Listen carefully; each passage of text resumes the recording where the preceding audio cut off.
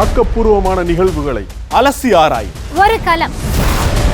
RDX திங்கள் முதல் சனிக்கிழமை வரை இரவு 7 மணிக்கு.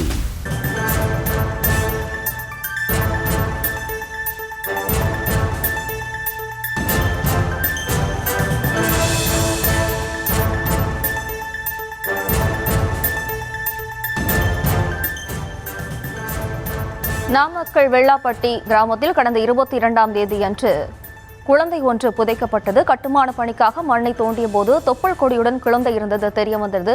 இது தொடர்பான கூடுதல் விவரங்களோடு இணைக்கிறார் நமது செய்தியாளர் கௌரிசங்கர். வணக்கம் கௌரிசங்கர். விவரம். ஜெயஸ்ரீ, கடந்த ஞாயிற்றுக்கிழமை அமாவாசை அன்று நாமக்கல் மாவட்டம் வேலுக்குறிச்சி உட்பட்ட வெள்ளாளப்பட்டி கிராமத்தில் மாரியம்மன் கோயில் அருகே ஒரு பச்சிளம் குழந்தை தொப்புள் கொடியுடன் புதைக்கப்பட்டு இருந்தது. அந்த பக்கத்தில் உள்ள வீட்டு கட்டுமான பணிகளுக்காக அந்த மண்ணை தோண்டும் போது அந்த குழந்தை புதைக்கப்பட்டு இருந்தது தெரிய வந்தது.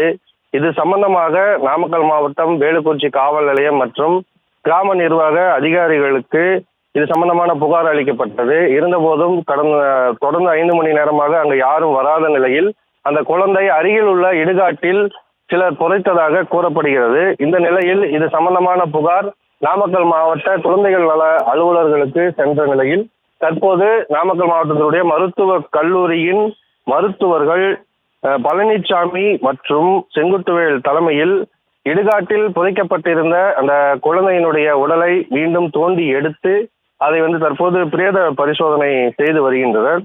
இந்த பிரேத பரிசோதனையில் நாமக்கல் மாவட்ட வேலுக்குறிச்சி காவல் ஆய்வாளர் ஆனந்தகுமார் மற்றும் சேந்தமங்கலம் வட்டாட்சியர் வெங்கடாசலம் ஆகியோர் உடனுள்ளனர்.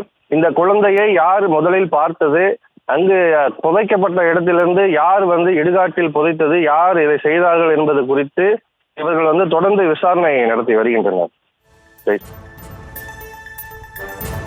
விவரங்களுக்கு நன்றி கௌரிசங்கர்.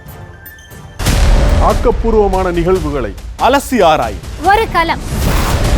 RDX திங்கள் முதல் சனிக்கிழமை வரை இரவு 7 மணிக்கு.